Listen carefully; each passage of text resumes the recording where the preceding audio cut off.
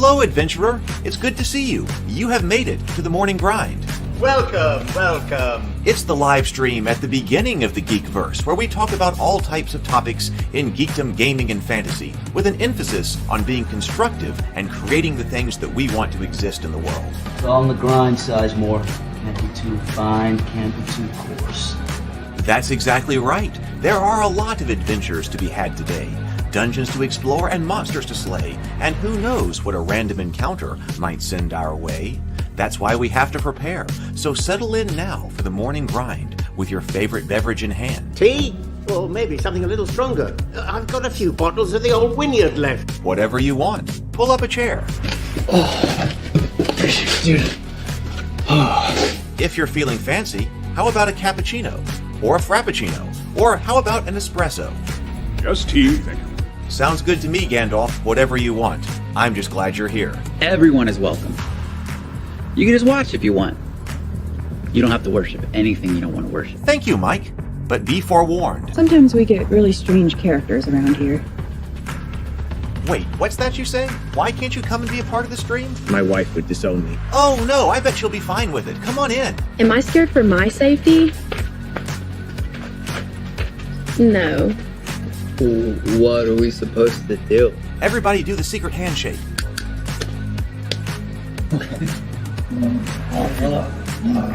Secret cultist handshake. Oh, now do wizards who love each other. This, my friend, is a science. I still don't have gifts, but it's fine. It's all on the grind, son. Can't be too fine, can't be too coarse. Dude, this would be a sick place to bring the band. Indeed it would be, Dave. It really would. I'm seeing more people coming in. Welcome. Glad to have you here. Oh, look, here's someone new. Is this the cultist meetup? Yes it is. Come to hang out? Please accept me. I have nothing else. Okay, we accept you. Everyone's welcome here. Brought some snacks. Well, that makes things even better. You want some coffee? I don't drink coffee. You sure? It's cultist coffee. What makes it cultist coffee? I'm a cultist and I'm drinking it. Oh. Then I'll have some. What exactly is going on here? I'm seeing more people coming in. Welcome. It's so great to have you. Oh, and look, here comes another stranger. Can we help you? Yes, fellow cultists. I could really use some food. Oh yeah? Welcome. We have donuts. Oh, it's me. I'm glad I'm here. I'm sure you have a few questions for me, though. What's your name? Who do you work for? What god do you worship? Great questions, Rob. I'm Steve King, and I worship Nyarlathotep. No, not really. I'm just Heath, and I won't be worshiping anything this morning. But I will be your host. Welcome to the office. We're going to have a great time. I've got my coffee ready, because now it's time for the morning grind. If you could become a fish, that would be amazing. Then I could command you with my mental fish powers. Hey, everyone. Hey, welcome. Hey, for some reason, my camera is not being picked up over here. It's working in other software, and now StreamYard won't let me have that camera, so I'm not sure. I may try again here in a moment. I tried leaving the studio and coming back in, but for some reason, I did a computer update, and so I wonder if that has something to do with it. I'm not sure if I've used this since then or not. So, okay, no camera, but let's see. Good morning, everybody. Let's see. I welcome here to my home. Welcome to the office. Welcome to the morning grind. It is great to have you. Let's see. We've got Better Than Bacon here this morning. We've got Jason here this morning. Robert's working on RPG stuff. And Robert, I was actually wondering, because I don't think I was completely clear on this. Is the thing you're working on now separate from the Zork instantiation? You're trying to put the 5th edition PHB into an AI situation? Is that different from what you're working on with the Zork reincarnation? Because now you say updates monsters now drop treasure when they die. Basic structure for game complete. Need to upgrade quest functions to include boss and boss room. Magic system and combat grid would be nice, but not necessarily for playtesting purposes, because that sounds very different than the Zork text-based adventure style game.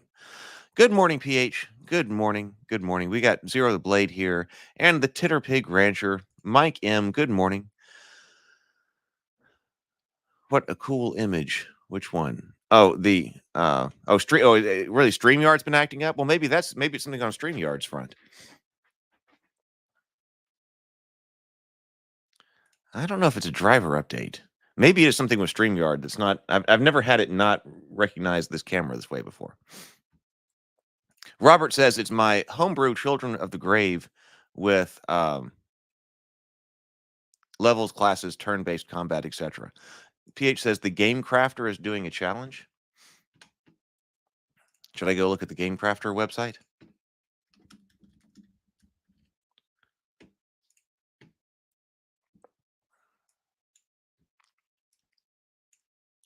Let's see. Unique.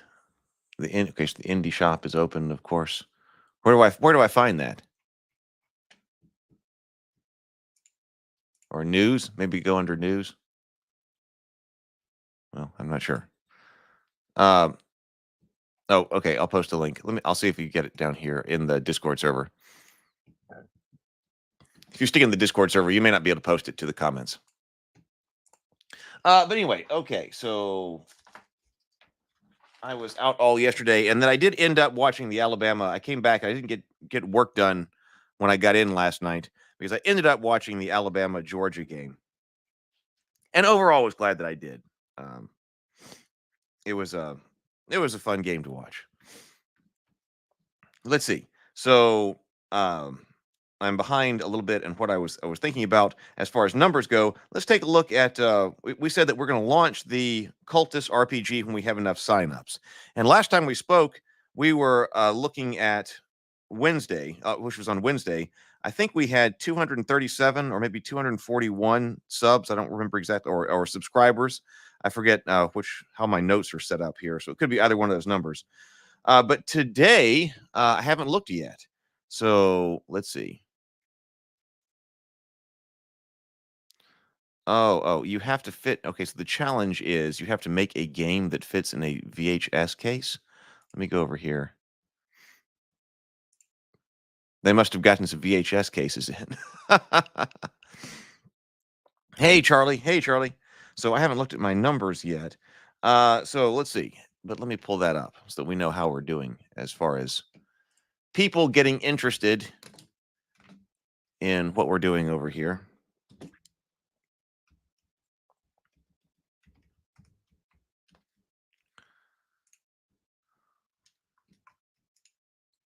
Of course, I've got to log in and go through hoops. So I didn't get to look at this morning. I didn't get up early and working because I was watching the game last night. So I am behind.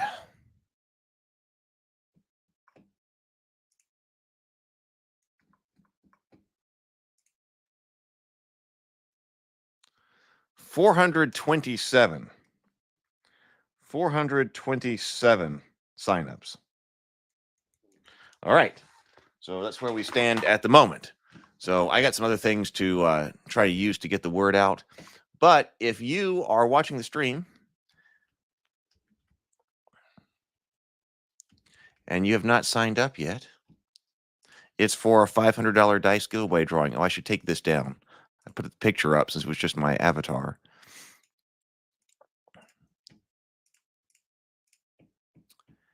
And here we go. So sign up right here. $500 Elder Dice giveaway for the Cultists RPG. Right there. And so we're sitting at 427. That says $5,000 Elder Dice giveaway. I meant 500. So we're sitting at 427 right now. So thank you to everybody who has been signing up. And also, I've been looking at people who have been, the number of people who have been subscribing to the Cultist YouTube channel. We did hit 3,000 subscribers not long ago. And this morning, we are now sitting at 3,109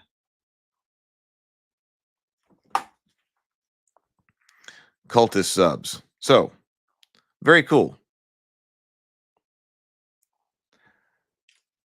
Maybe the word is getting out about what we are doing here. So should I look up VHS?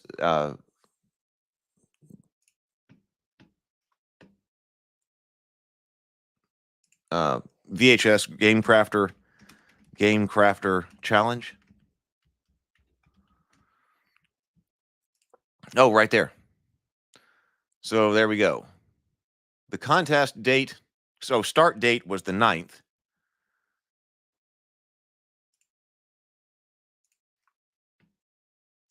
Man, I have way too many windows open. Okay, so there we go. 64 days. A board game box is often its most expensive component. I noticed that when you're trying to do these one-off games, or these print-on-demand games, the board game box is almost prohibitively expensive. It's like, who would pay that? I mean, okay, if you're doing a board game, you're going to need a box. And those things are almost prohibitively expensive, like shockingly expensive to do in a one-off print-on-demand kind of way. It's also the most easily damaged. So earlier this year, when I launched Solo Games of the Month through GameFound, I started using old VHS cases in-house to house each game, and they've been a huge hit. They look great and don't take up much space on a shelf. They give customers a really cool nostalgia vibe. They're super sturdy and hold up to international shipping extremely well. And when they do get damaged, they're cheap and easy to replace. And they're just big enough to contain a ton of gameplay in a very small package. I was excited to see the Game Crafter is now offering them as a box option, and I immediately asked if I could run another contest with that case as the main focus. So here's the contest is very simple. Make a game that fits inside a VHS case. However, do your best to fill the case with as much game as possible. We're not looking for micro games or 18-card wallet games. So get creative with how components are used. People should get done playing and wonder how in the world you fit that much game into a case literally the size of a VHS tape. So there we go. I mean, I can see that being pretty neat to have on the shelf. Like you do a bunch of like a series of games that are all VHS boxes on the shelf, and you can put in the insert. So it looks like whatever you want it to look like. That's pretty neat. So that is pricing. Price per item $4.57. At 1,000 of them, okay, you're down to $1.41. If you do 1,000 of the games, you're down to $1.41 each. But that's, I mean, at $4.57, that's still a chunk of your game if you're trying to do it in a one-off print-on-demand way.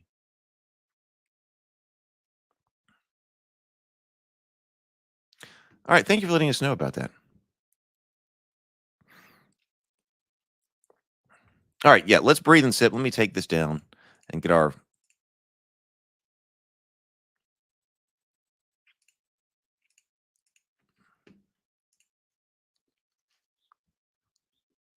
rule book back up. There we go. All right. Let's breathe and sip. This is the mental health portion of the show. So we're going to take 2 deep breaths in through the nose, out through the mouth. Complete deep inhales, complete exhales, and then take a sip of our favorite beverage. So let's breathe. Here we go.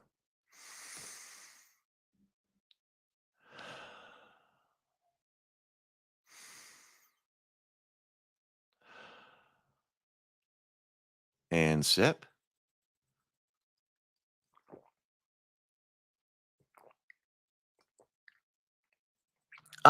Much better this morning. Much better. Hey, good morning, Gamers Quest. Good morning. Good to see you. Just in time. We were just about to dive into it. Oh, Jason's working on Hex Scroll.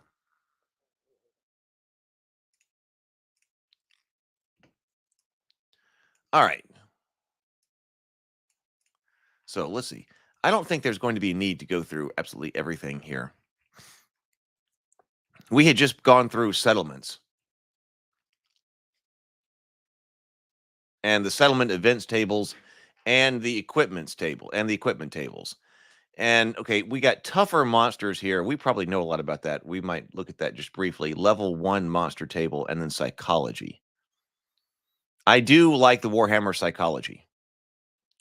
And section 2, warrior development. Dungeon events. Okay, let's just see.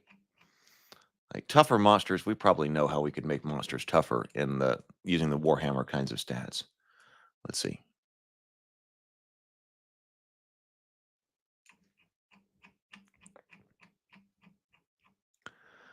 Okay, so tougher monsters.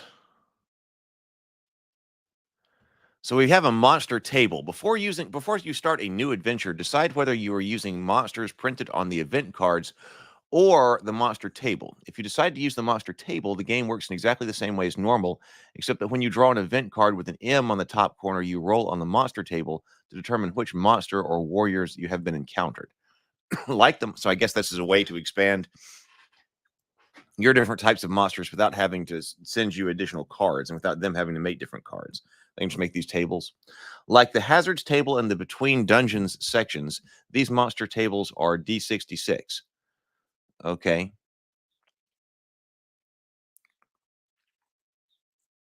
Before you use the monster table to determine what the warriors encounter, you should make sure that you have all the Citadel miniatures you require, such as 3 ogres, 8 beastmen, 12 skaven, and so on. Many of the models that you can roll in the monster table come with the Warhammer Quest game, so you'll already have them, but there are a few you will need to find. Oh, it did come with blank event cards.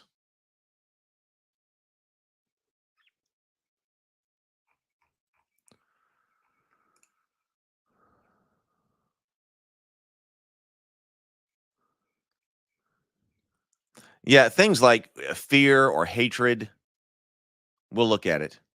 You know, if your PH says, "I'm really getting into this type of game. I'm talking a lot with that game night channel community. We are kind of building a cooperative of game designers." Oh, really neat. The game night channel? I'm not sure I know it.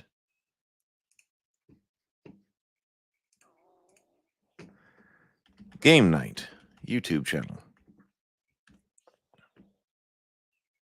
Is that Game Night Plays?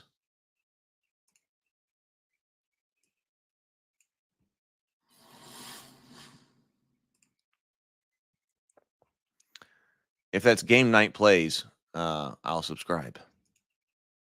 Oh, you already sent a link. PH is on top of it.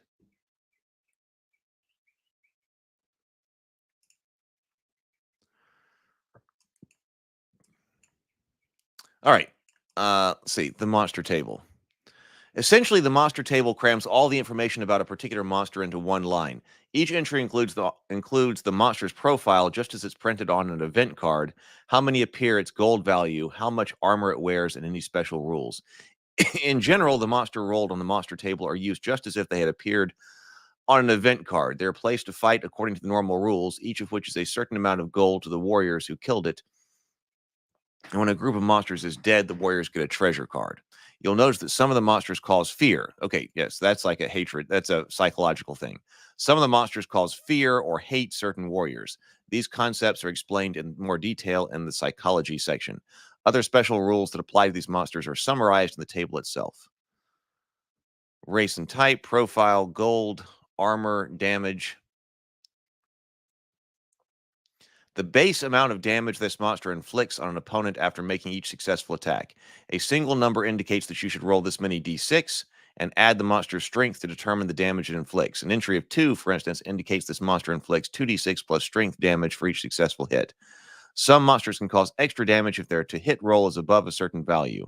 An ogre, for instance, normally causes 1d6 plus strength, but if its roll to hit is 5 or more, it is landed on a particularly vicious blow that does 2d6 plus strength. Oh, if it's to hit roll is 5 or more.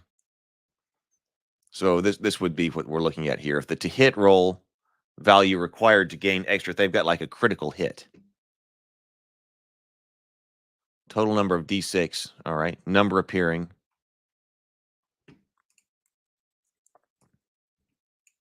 Oh, it's just game. Okay.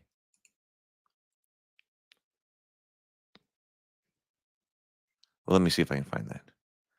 Game night crypt crawlers.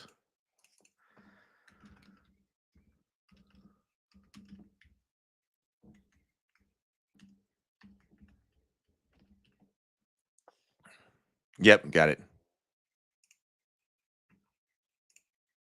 All right, I'll check them out. I'm subbed. Oh, I see. Creating my own 10 mint dungeon crawler from 5 months ago. I might have to check that out. One of their videos.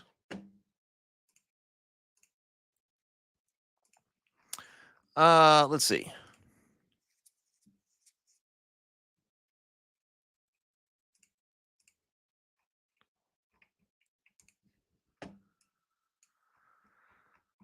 Psychology. All right, so now here's psychology. So I really like this. So let's take a look at this. Psychology. Deep within the dread dungeons of the Warhammer world. In fact, you know what? We should also give away some memberships today. I might have some memberships to give away. Have we done that twice in September? If I don't, then they go.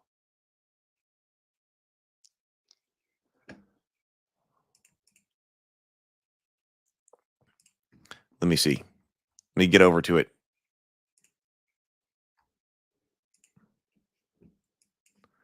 Let me see. Let me get over. All right. I think I'm over here. Let's see. Do I have any memberships? Yes. All right. I have 5 left to give. Let's go ahead and gift 5 memberships. All right. Who got them? Oh, Jason. Excellent. Druden Fuzz. Excellent. Joel Lallier. I know Joel. Morton Magnuson. Lynn. All right. Oh, that was a great draw. Jason, Druden Fuzz, Joel, Morton, and Lynn. Excellent. There we go.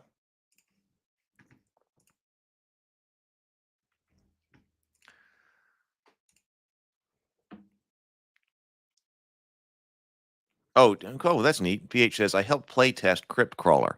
It's almost in Kickstarter. I think I posted on General Board Games.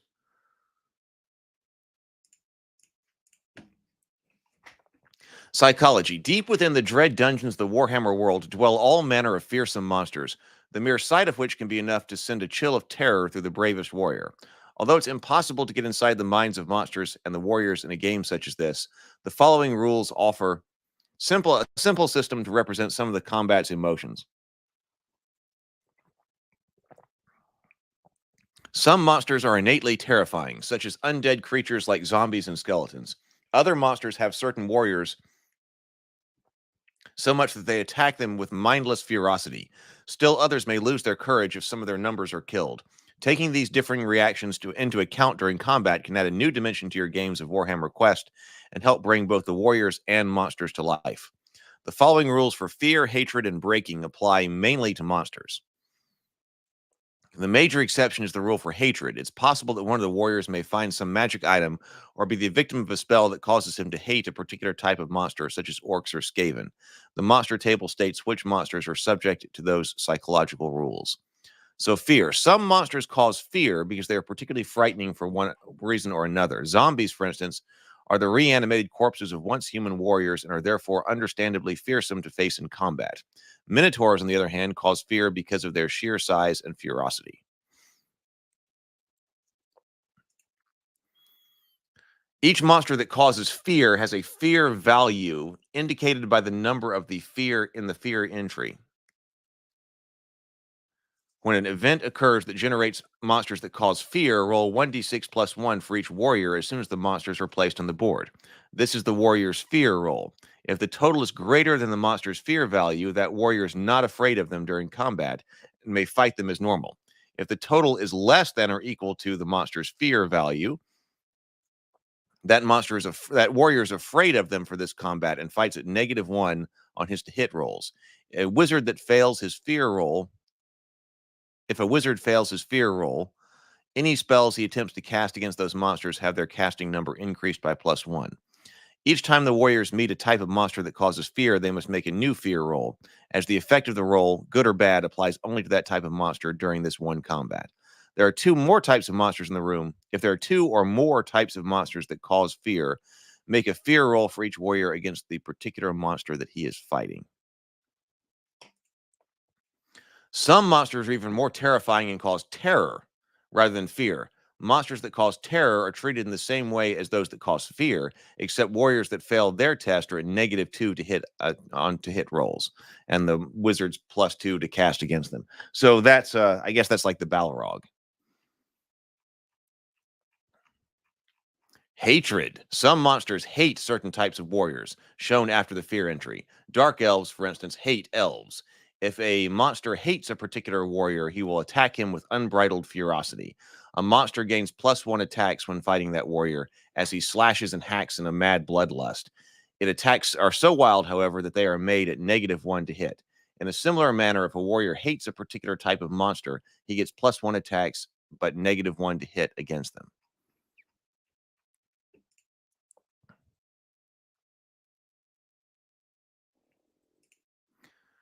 Breaking. Some monsters, such as ghouls, are very cowardly, and if a fight is going badly, they will turn tail and run. These monsters have a breaking point, have a break point. Right. Yeah. So Jason says, I like this. It's kind of like D&D's Ranger favored foe. Yes, could be.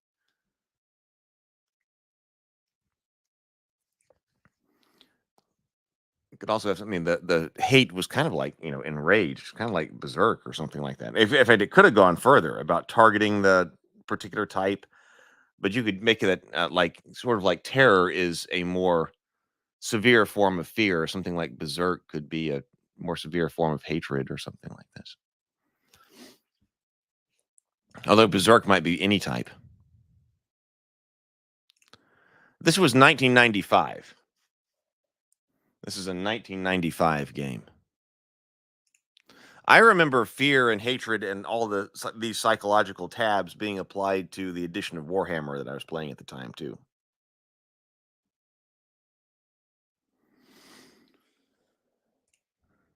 Breaking. Some monsters, such as ghouls, are very cowardly, and if a fight is going badly, they will turn tail and run. These monsters have a break point. At the end of each turn, which one or more of these monsters have a break point or killed, roll 1d6 for each different type that took casualties. If the score is greater than the remaining type of monster, okay, so at the end of each turn, during which one or more monsters with a break point was killed, roll 1d6 for each different type that took casualties.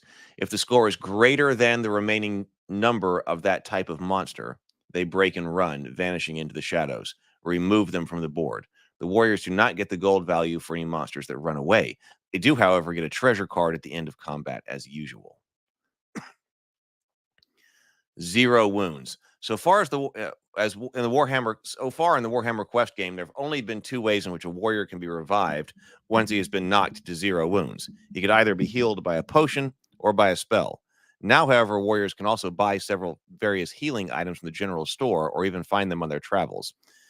The rules which follow explain how these new items can be used. So long as a warrior is on his feet above 0 wounds, he can use up his own bandages, provisions, and other healing items that he sees fit.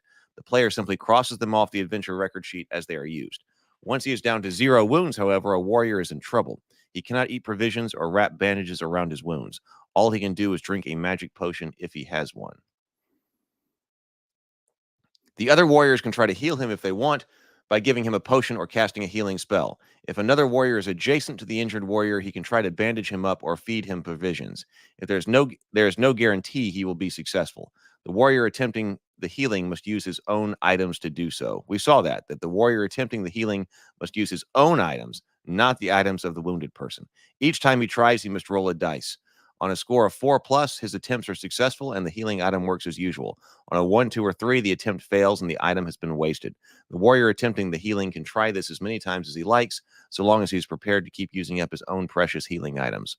Once more, if the warrior is on 0 wounds, at the very end of the turn, he is dead and out of the game. We've talked about this before. I did like this idea of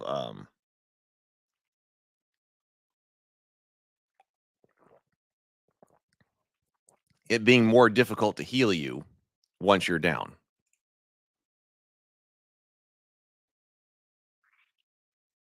Oh, no. Zero the Blade says, this sounds like something my friends would enjoy playing, but the one with Hero Quest lost it in a car crash.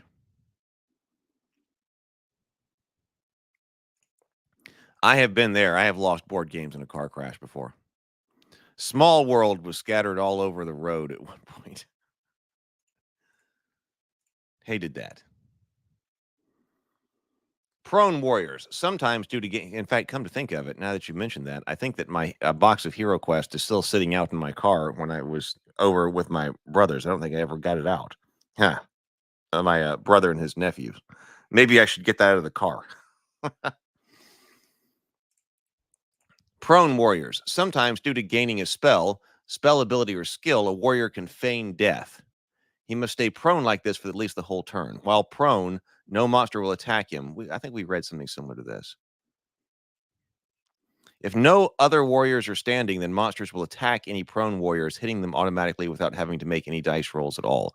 Damage is resolved as usual, but only armor and toughness may be deducted from the score. An elf cannot dodge while he's prone.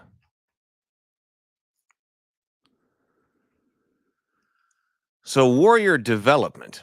This section deals with one of the most entertaining aspects of the Warhammer Quest role-playing game, the warrior's development.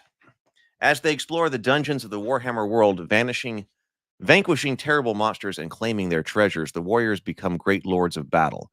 From their humble beginnings, when they were little more than a small band determined yet wary individuals entering the dungeons for the first time, the warriors, though through hard-fought experience, may become mighty heroes. So these are our advancement rules. Okay, we do have battle levels here. That's right. You can't summon Cthulhu with sour cream and onion, and the elf can't shoot when he's prone. Absolutely true.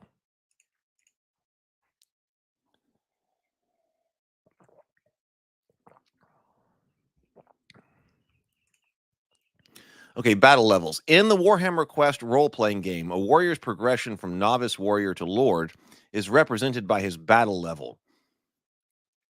This is a measure of a warrior's experience in combat. All warriors start at battle level 1, and as they fight their way through one dungeon after another, they go up through battle levels until they become lords at battle level 10.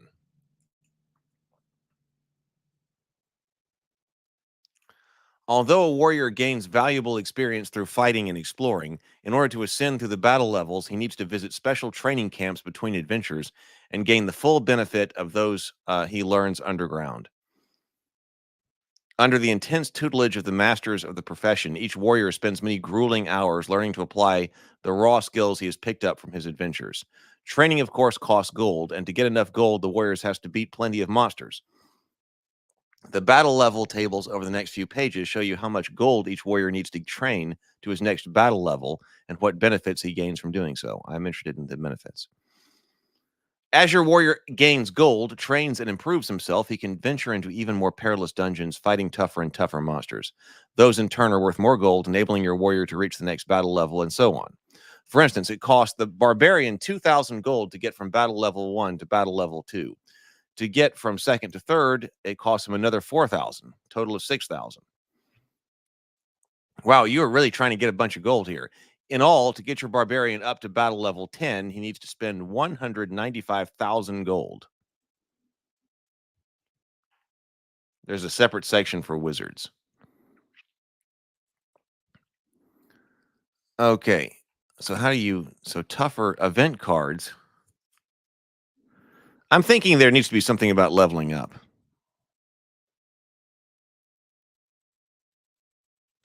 PH says, you've just unlocked a whole new category of fear. I'm seriously considering packing my games in steel safes for future travels.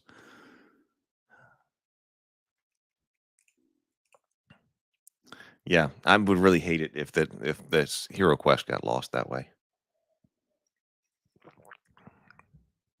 Especially since it's all painted. Oh,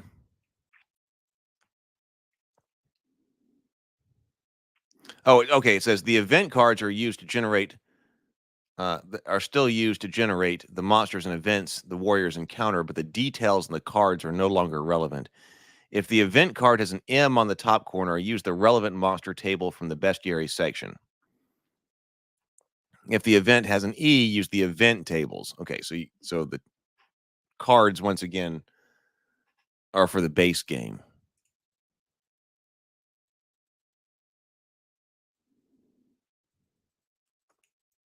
Tougher objective rooms. At this point in the game, the objective room monster table from the adventure book becomes less and less of a challenge. The possibility of meeting 3 minotaurs will not worry warriors of battle level 6, for instance, as they may well just have fought their way through a dungeon packed with far more terrifying monsters. The tables below replace the objective room monster table in the adventure book. From now on, whenever the warriors reach the objective room, roll 1d6 for this table to see what the monsters are defending. The roll is made during the monster's phase as the warriors first enter the objective room and replaces taking an event card. So here we got advanced monster room table. Roll once on the monster table that is 2 levels higher than the warrior's battle level. Once on the monster table that is 1 level higher than the warrior's battle level, and once on the monster table that is the same level as the warrior's battle level. Oh, so this is getting complicated. How do we handle this elegantly? I mean, it's not so, we've got the cards, but in this case, okay, now we have to move away to the tables because we don't have all of these different appropriate cards available. I think what I was thinking of was just having separate decks of cards, which there's no reason you couldn't move the tables to the cards.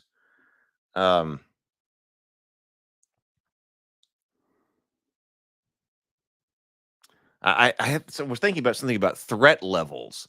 So maybe the cards are organized by threat levels, because we also want to be able to have different levels, different numbers of heroes, and potentially even a solo hero. And we want to be able to adjust what threat level. You're going to need to know what kind of threat level monsters to draw. Yeah, the cards are the battle level 1 monsters. When you move up in levels, you need tougher monsters. Right, exactly. So there's new tables for each battle levels. Yeah, have card. That's what I'm thinking. So cards that have like an environment on them. So what type of environment are these particular creatures? And then also threat levels on the cards. So some people have already done that. They're Etsy sellers who sell battle level cards for Warhammer Quest.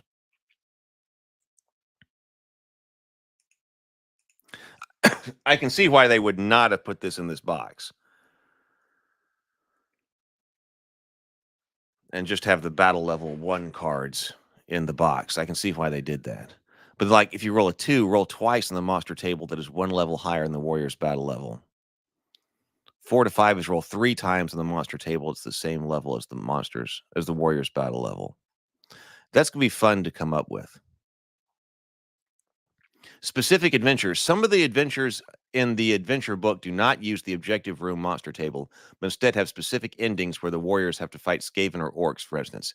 These situations you will need to improvise a little when the warriors reach the objective room, making sure these monsters are tough enough to give them a challenge. If there's any doubt, use the advanced objective room monster table.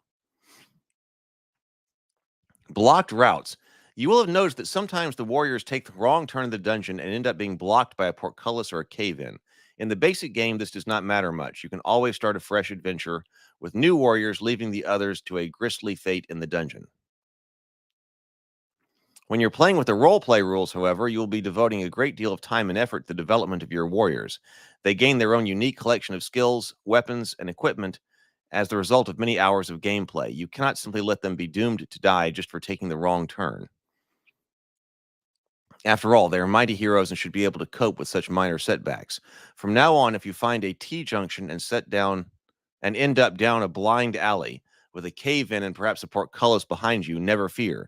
You will have to carry down the route you choose until you reach the end of that sub-deck. Of that split deck. Remember, you're splitting the deck.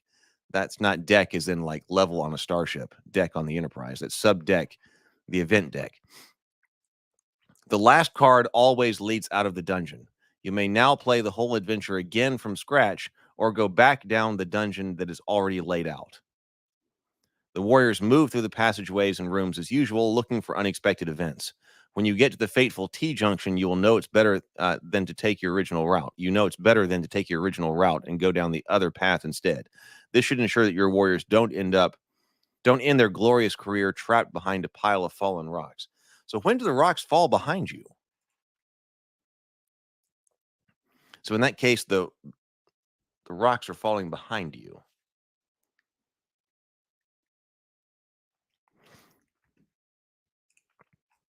And closing you off in some way.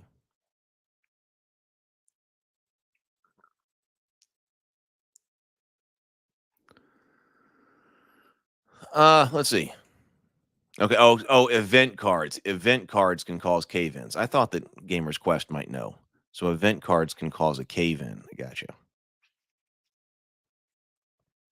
So let's see. The party. The saying goes that there is safety in numbers, and nowhere is this more true than the twisted caverns and catacombs beneath the world's edge mountains. It would be foolish for anyone to enter such a dangerous place alone. The warriors know this as well as the next man and always embark their adventures in a group so their skills complement each other. If your party has different composition from the normal party, the following rules apply. Mixed battle levels. Oh, we need to jump down and look at them. So let's do that. Let's go ahead and jump down to look at the monster tables.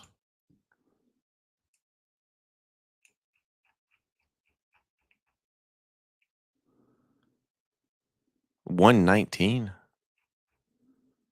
mean, this is a big book. Oh, okay. So like here they are.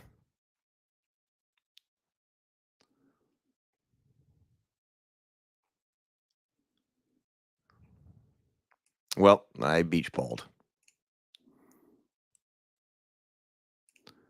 Gamer's Quest says removing the cave-in event card is a common recommendation for people who want an easier, less deadly game.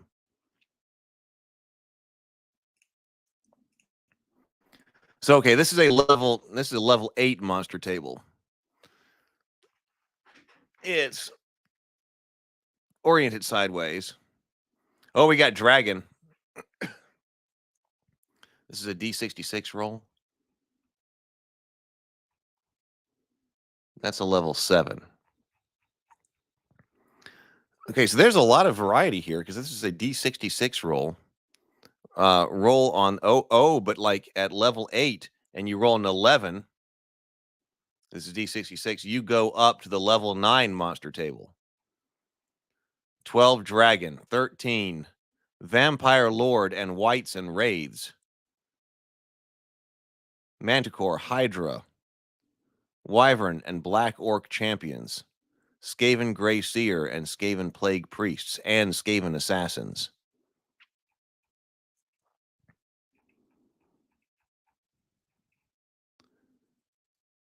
$35 Giant, 41 Lamassu and Bull Centaur Hero, 46 Chaos Dwarf Sorcerer Lord and Chaos Dwarf Blunderbuss and Bull Centaur Heroes. Yes, it's definitely got a lot of different miniatures for you to get here. 63 is Necromancer Lord and Vampire Count and Skeletons and Tomb Guardians and Mummies and Mummy Tomb King. Wow.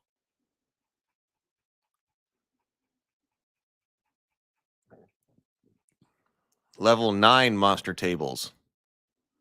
Master Chaos Sorcerers, Chaos Champions, Chaos Heroes, and a Chaos Lord.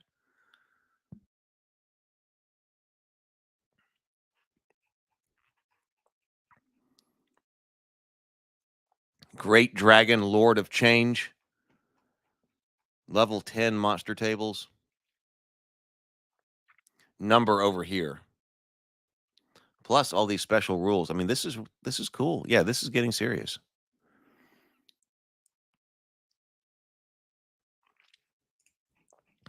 We'll have to take a look at what actually those battle levels do for your heroes, because I mean that's a lot. It's supposed to be our complete bestiary. This is probably why, I mean, a large chunk of this is probably all these monsters, which is why this book is so long. But that's what the tables look like. Oh, there was training. I don't think we've gotten there yet. Oh, we're about to get there.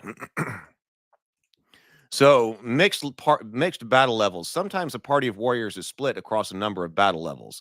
This may happen if one warrior gains just enough to go up gold in one battle level while the others just fall short.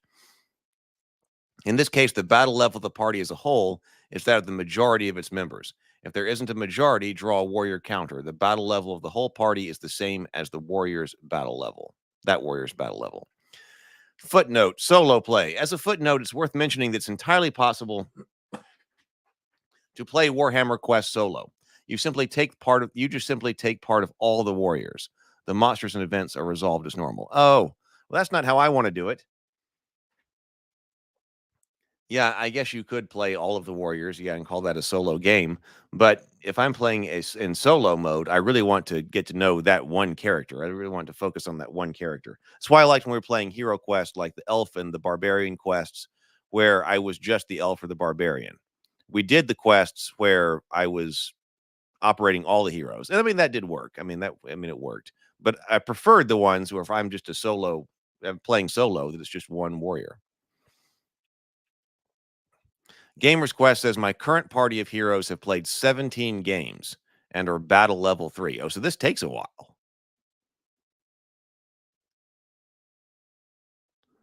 17 games in battle level 3.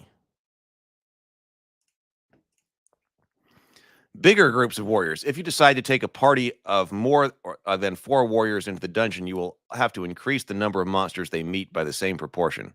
One extra warrior would take the party up to 5 members, an increase of 25%, so the number of monsters they meet should be adjusted accordingly.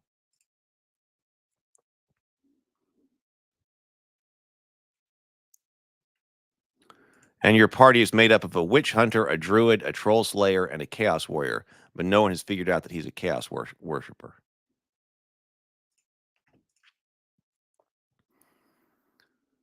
Because so we've got to bring in other types of heroes, which we've got to look at over here, and I have no camera this morning, so we can't do it today. Okay, so training time. It takes 1 week for the warriors to undergo the necessary instruction to enable him to gain a battle level. While training, a warrior may not visit anywhere else or buy anything, as he is shut away on the training grounds. Because his meals and board are included with the cost of his training, he does not have to pay living expenses while he's training. Neither does he have to roll in the settlement events table each day. In fact, the time your warrior spends in the dungeon takes care of the actual training and learning of the new skills. On the training ground, however, under the expert tuition of a lord, your warrior simply learns how best to utilize these abilities and become proficient in their use, thus enabling them to put them into practice on his next adventure. So we are definitely using gold as XP here. In the Warhammer Quest role-playing game, gold represents much more than the physical coins your warrior finds on the adventure. It is also a measure of how well he's doing, as the more gold he has, the quicker he can advance to the next battle level. Bearing this in mind, you can think of gold as a success indicator. As such, your warrior may be awarded gold for all sorts of things, not just for killing monsters. He may be awarded gold for solving a particularly difficult problem, for instance, or by finishing the dungeon and coming out alive. Looking at the battle level for your warrior, you can see the amount of gold it takes to advance him to the next battle level.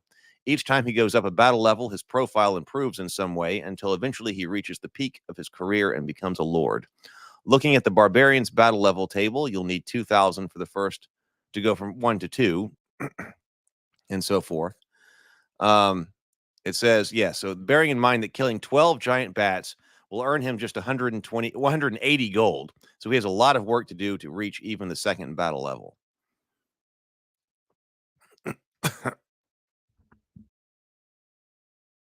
Excuse me.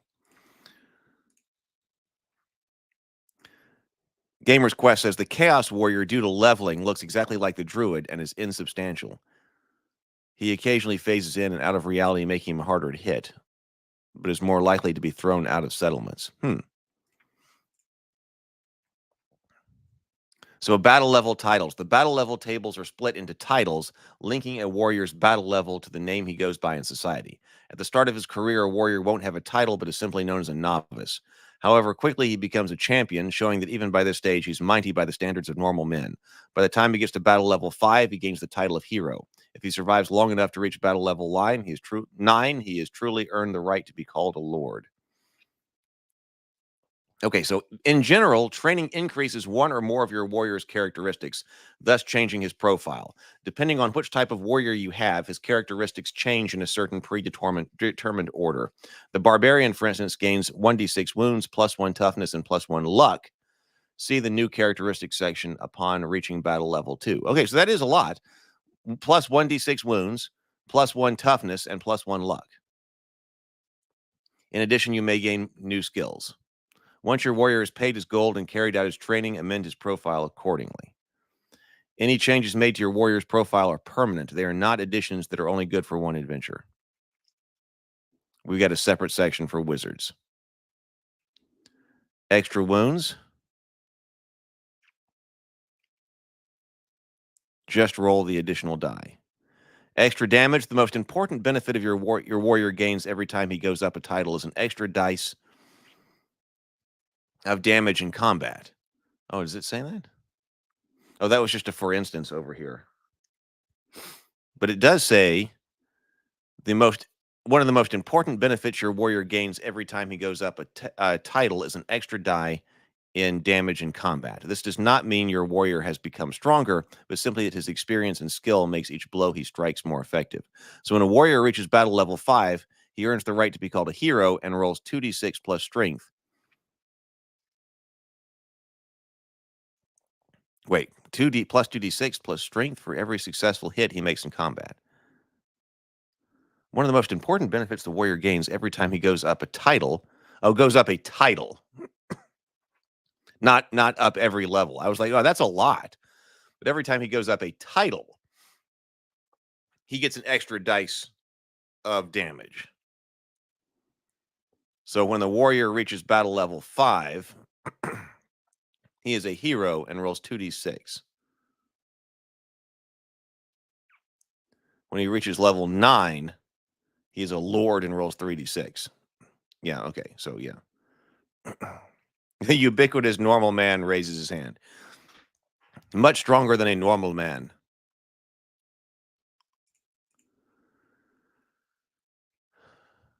Pinning when you... Excuse me. When a warrior goes up to the next battle level, he sometimes gains a bonuses to his pinning roll. Also new skills. The luck characteristic.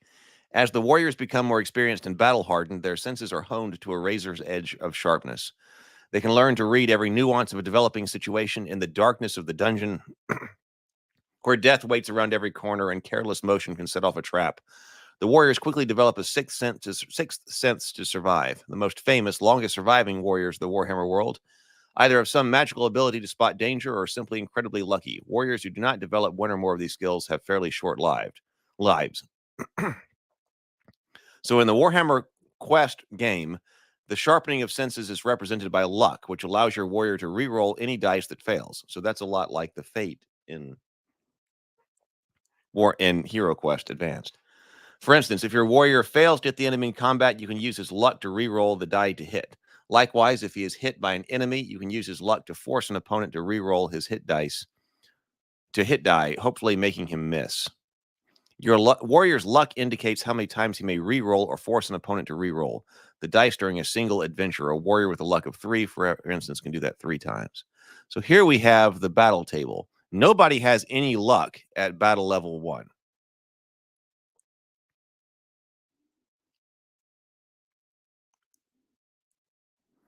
So at battle level 2, the barbarian and the elf get 1. Oh, so it's different for every different class here. At level 3, barbarian, dwarf, and wizard all have 1, but elf has 2.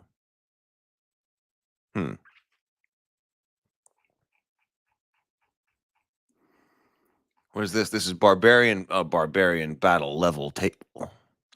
So, for instance, battle level 4, we got an asterisk here. Okay, so novice.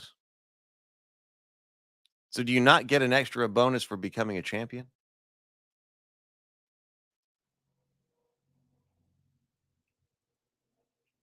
So this tells us, okay, how much gold is required. Yes, you're a novice at level 1. You spend 3 ranks at champion. Then you become a hero, and then you become a lord at level 9 and 10. This tells you your weapon skill. Your weapon skill is going up. Your ballistic skill over here. Your strength. Okay, his strength is staying the same.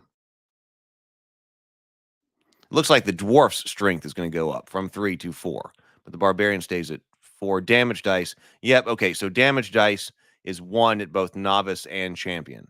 So you don't really get a bonus until you go up to hero. And then lore toughness. So the barbarian's going to increase his toughness. The number of wounds he has, it's going up d6 every time. Initiative, that's increasing. Number of attacks increases. It's up to 4 attacks. With his luck right here, his willpower increases. His skills, and then his pinning increases a bit. Okay. I like this. This reminds me of something that I wanted to use. Because this is telling you what that is, what your stats are on your profile. Because I would want it to be very easy to create a higher level character if you need to. All right, everybody, create a level 3 character if you don't have one. You know, you got to go into this dungeon as a level 3. Well, how easy is it to create a level 3 character? And shouldn't you be like, oh yeah, well you should have to go all the way through levels 1 to 3. Yeah, but if you're talking about one shots, you're sitting down to play a game or whatever, and you want to play at a higher level, I think you need to be able to create a higher level character easily. And so if you've got all of the statistics, hey, at level 5, you have these statistics. At level 6, you have these statistics, and not a +1 or add +1 to any of these 3, options. Now, I like this because here we've got certain character archetypes, barbarian, dwarf, the elf. And so it's telling you, all right, if you're that, then here is how you get better. I like that rather than saying, okay, choose which 3 statistics you would like to add a +1 to or something like that. That makes it very difficult to create a higher level character quickly. If you're like, I'm an elf and I'm level 4, here's my table that tells me exactly what I am. You could create a character very easily. I like that about it. Elf battle level table. Let's look at the dwarf in a bit more detail. So, yep, weapon skill increasing. So the dwarf ends up with a higher weapon skill than the barbarian. Ballistic skill increase. Strength is increasing up to barbarian level. Damage dice.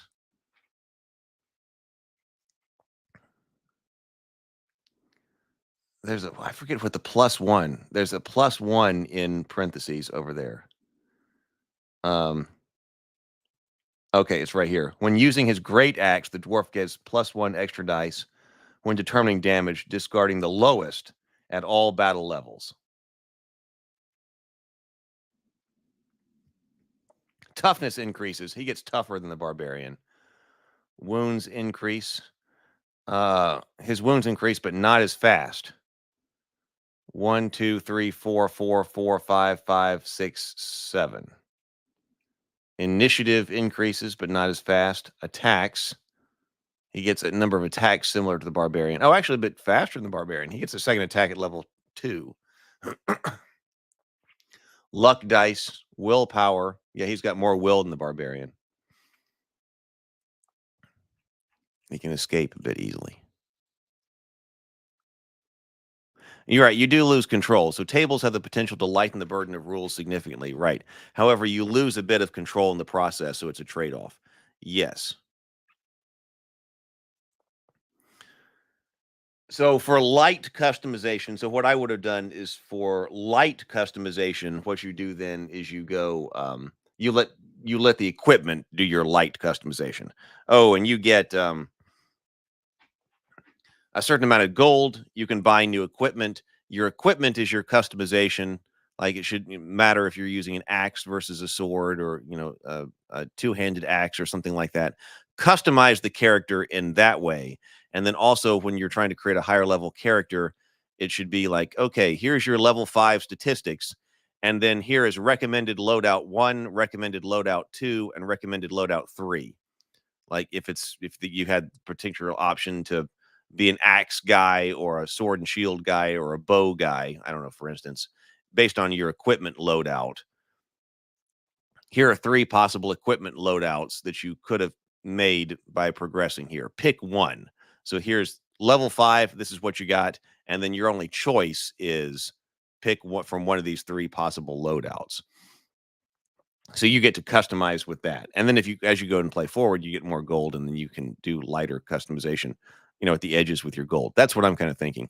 Mike, I completely agree with Mike here. Mike says, I like that although there are only 10 levels, there's a lot of gameplay packed into these levels. Yeah, it completely looks like it. I like that too. We're not going up to level 40 here. Customize your character with weapons, but weapons also come with their own tables. Well,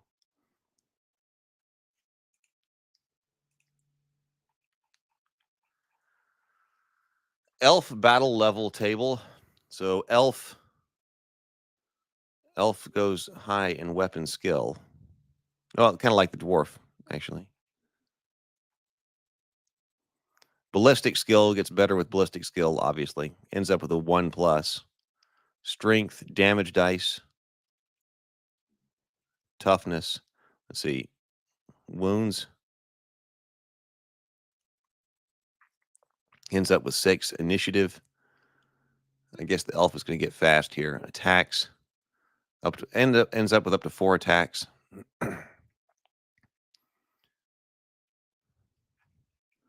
Wizard. Ballistic skill stays high. Weapon skill, it does go up to 4.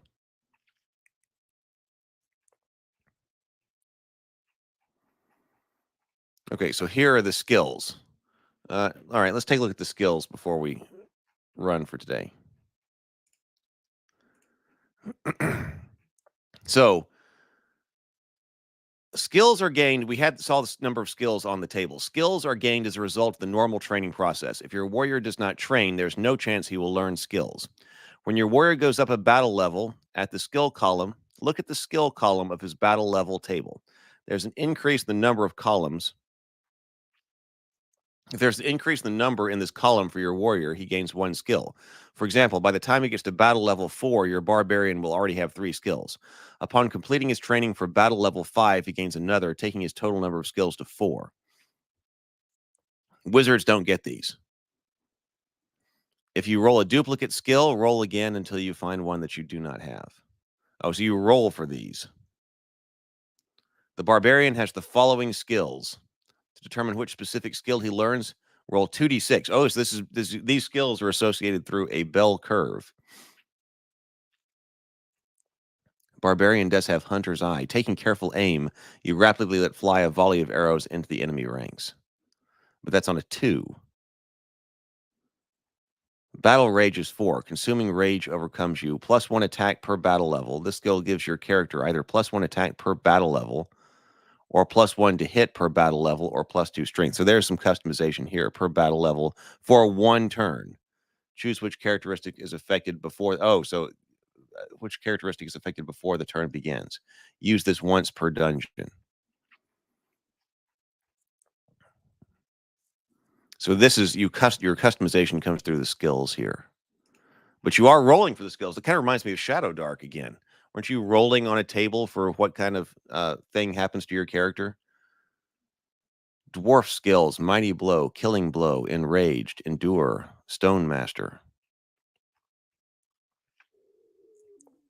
At least rolling makes it faster than, okay, pick which one you want. Okay, because you could say, okay, pick which one you want, but then it might take the nephews forever to choose which one of these skills they wanted. So if you get to roll on the table, then there you go. Elf skills, Leap, Sure Shot,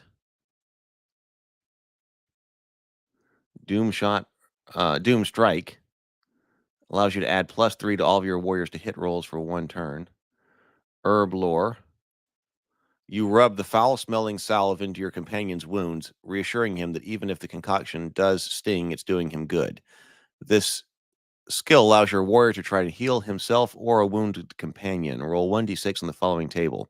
The wounded warrior reacts badly to the salve and takes another d6 wounds. 2 to 3, nothing happens.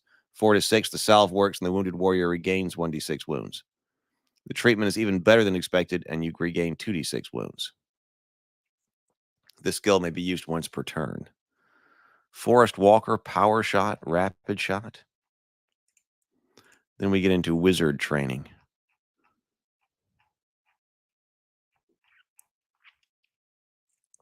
So when your wizard goes up to the next battle level, he gains an extra D6 power tokens. These power tokens are permanent additions to your wizard's power tokens total, not temporary adjustments that only apply to one adventure. For instance, your wizard has just gone up to battle level 2. Referring to the wizard battle level table, we can see that upon reaching battle level 2, he gets 1d6 extra power tokens, taking his total up to 2d6. Note, however, that you do not need to roll all of his power tokens again, but simply roll the extra d6 to the one that he already had. Okay. All right.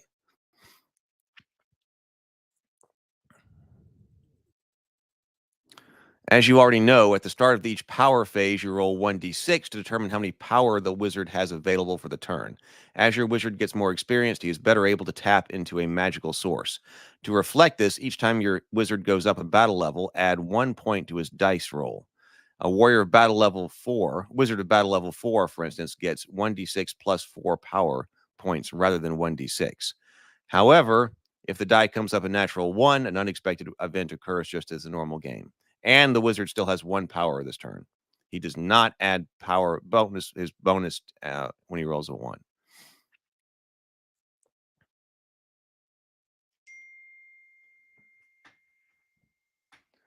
Every wound the wizard heals on another warrior, he gains a total of 5 gold.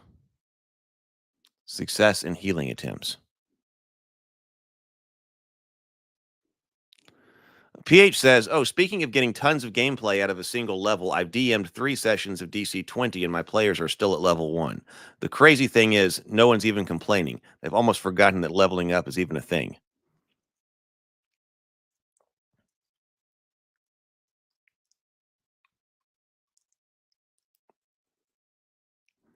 I like that. I like that.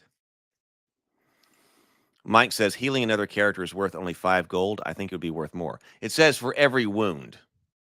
So it's 5 gold for every wound.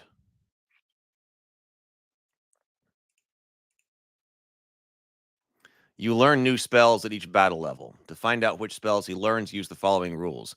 Roll a number of dice equal to your wizard's new battle level. For instance, if your wizard has just reached level 3, roll 3d6. Take the 3 numbers rolled and combine them in any way you like. Each number you end up with indicates which casting number spell on your wizard has learned. For instance, you roll 3 dice in the above example come out as 2, 4, and 5.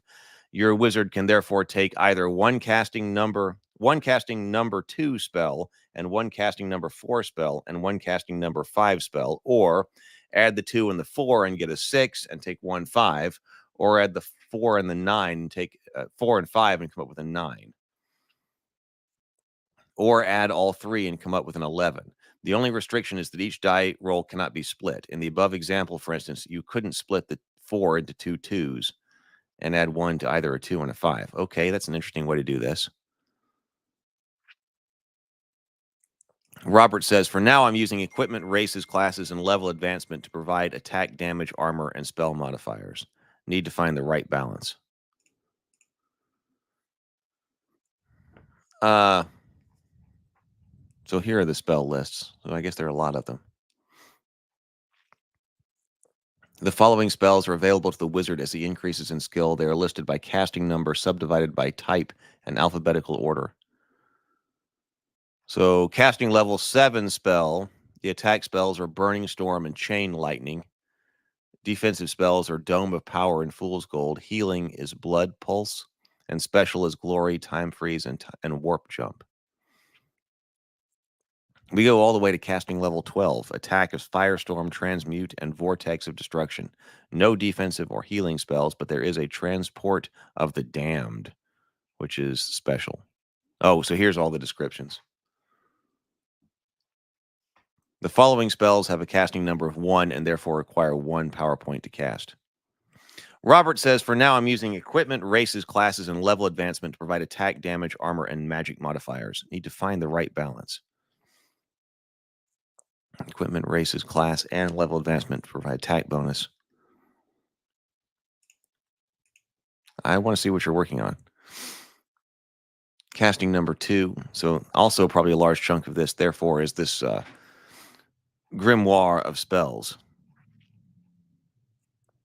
So we looked at some of the spells in the core book, obviously, but now we got tons of these things.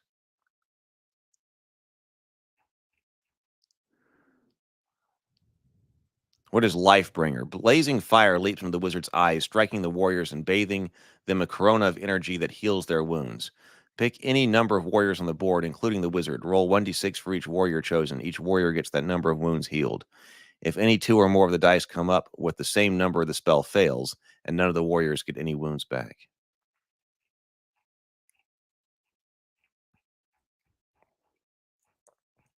Lots of variety in spells. This is much better than Hero Quest as far as the spells go.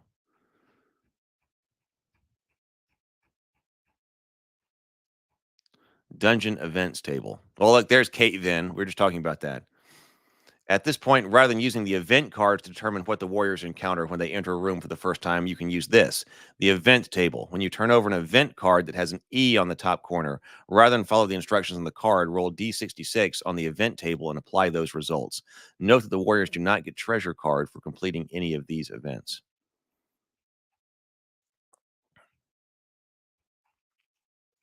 Ghost, dead body, scorpion swarm, snakes, trap, spiked pit, poison dart, lightning bolt, old bones.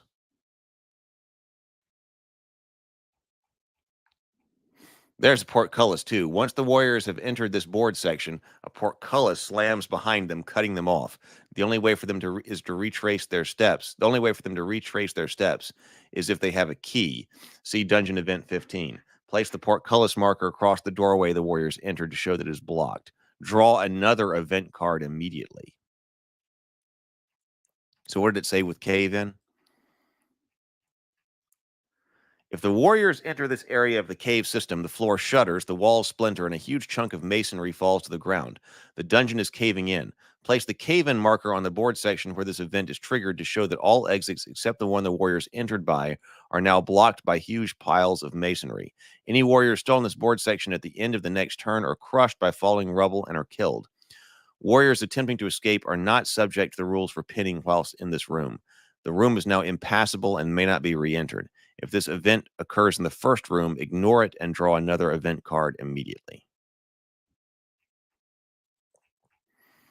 Okay, so the cave-in closes it off, closes that direction completely off. The portcullis closes it behind you. Lost. After wandering around the dungeon for what seems like hours with no signs of anything interesting, the warriors realize they are lost. Take another 1d6 dungeon cards from where you put them back in the box at the start of the game, making sure none of them are objective rooms. Put the cards on top of the dungeon deck. To get back on track, the warriors must first go through these extra cards. Oh, whoa, I like that.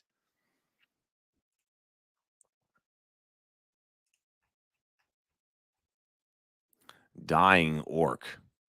Bleeding from a dozen fatal wounds.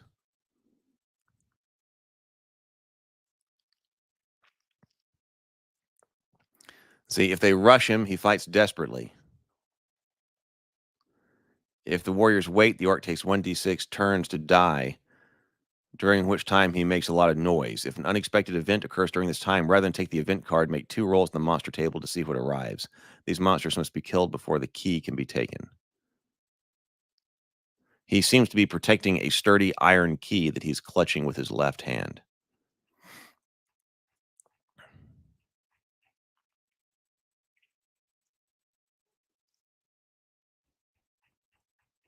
All right. Well, we're going to have to end right here today. I've got things I've got to do then. I got to get back in action after not really being in action last night or this morning. So there are things to do. Everybody, thank you so much for being here with me. Big stretch there. Thank you so much for being with me this morning. I enjoyed this. There's a lot to think about in here. I really do like this game. They seem to have done a really good job with it. So, all right.